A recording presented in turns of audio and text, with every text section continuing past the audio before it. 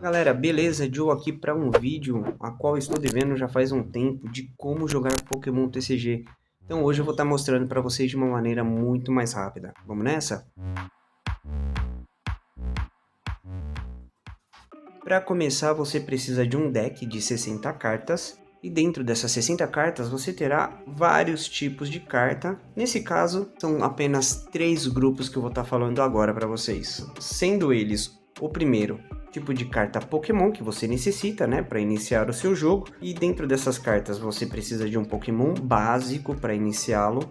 E também pode ser do tipo de evolução, onde você precisa do estágio inicial, que é o estágio básico, e assim, por turno, você pode ir evoluindo, chegando até um estágio 2. O segundo grupo de cartas são as cartas treinadores. Há 4 tipos de cartas treinadores dentro do baralho, sendo uma carta item que você pode usar diversas vezes durante o seu turno, elas têm efeitos diversificados. Ferramenta Pokémon, essas cartas são adicionadas ao Pokémon dentro do jogo, você só pode usar uma em um Pokémon diretamente.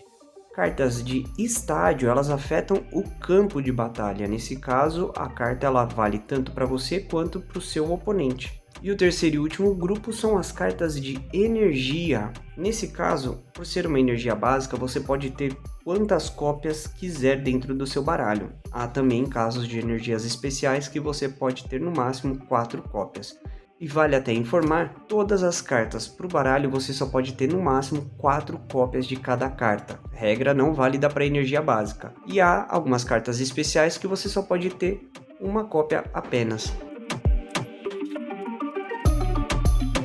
Tipos de cartas já apresentados de maneira muito rápida, porque a melhor forma de você aprender um jogo é jogando. Quando você consegue montar o seu baralho dentro das regras de 60 cartas, 4 cópias de cada, sendo que a energia básica não se restringe a essa regra, depois que você monta, você está preparado para poder fazer um teste. Como que é feito isso? Você, depois de embaralhar o seu baralho, você entrega para o seu oponente cortar. Após que ele faz o corte, você inicia o jogo comprando 7 cartas.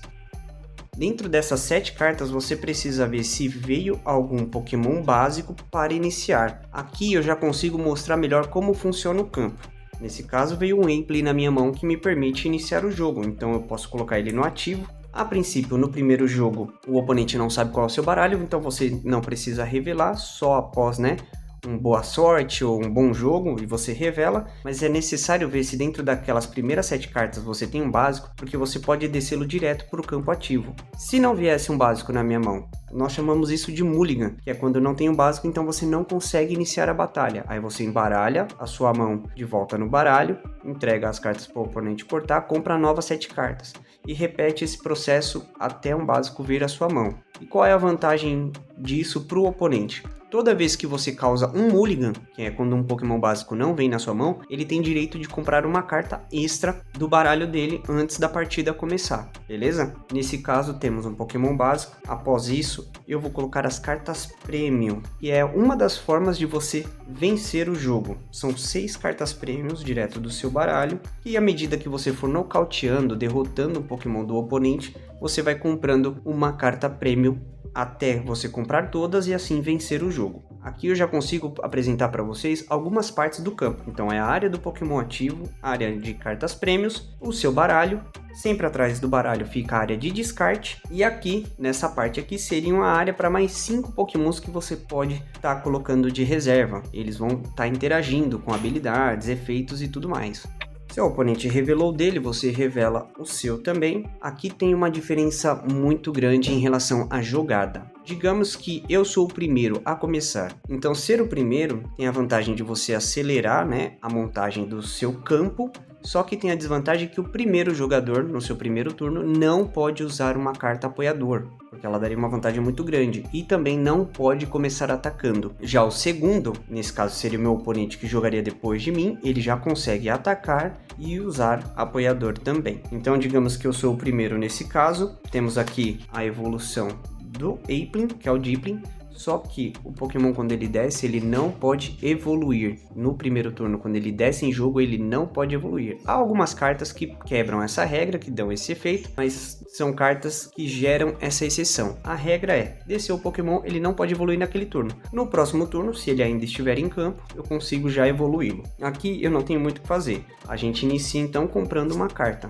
Nesse caso, eu comprando uma carta, já mostra que a minha mão estaria muito ruim. Então, eu não conseguiria fazer nada. Colocando uma energia no Pokémon ativo, ou se tivesse mais Pokémons na parte de trás, eu simplesmente poderia colocar uma energia ou qualquer coisa neles. Aí, nesse caso, fica muito pela estratégia. Eu coloquei energia no ativo, uma ferramenta só que eu posso colocar, eu posso descer um estádio em jogo. Nesse caso, meu oponente, quando eu passo a vez para ele, ele pode fazer todas essas jogadas também, usar itens, usar apoiador, e assim acabar tendo benefício também do meu estádio. Nesse caso aqui, a praça de festas, ele comba muito com a habilidade do Deepling, então não teria muita utilidade se não fosse uma questão de mirror, né? Se eu estivesse jogando contra um oponente que tem o mesmo baralho que eu. Mas aqui, nessa situação toda que não foi armada, qual que seria a desvantagem? Eu não tenho mais nenhum Pokémon em jogo, então aqui daria a vantagem para o meu oponente de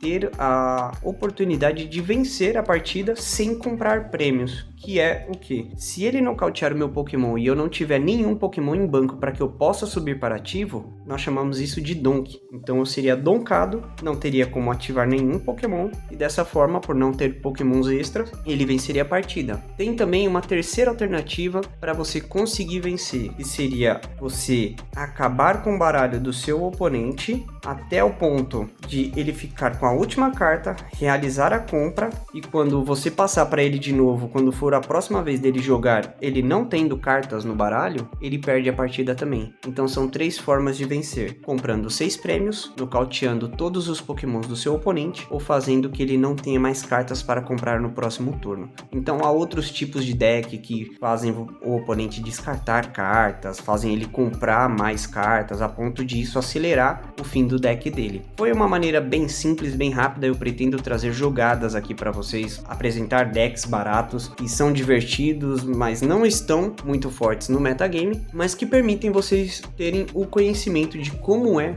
fazer uma batalha Pokémon, como é jogar Pokémon TCG. Galera, foi uma maneira bem simples que eu quis trazer, porque eu já tava devendo faz um tempo. Minha sobrinha mesmo pediu por esse vídeo. Eu peço até desculpas a ela pela demora. Eu espero que vocês tenham gostado. Qualquer dúvida, fiquem à vontade para colocar aí nos comentários. Futuramente, com mais partidas sendo mostradas, acredito que o entendimento será muito mais fácil, beleza? Fiquem com Deus, até a próxima e falou!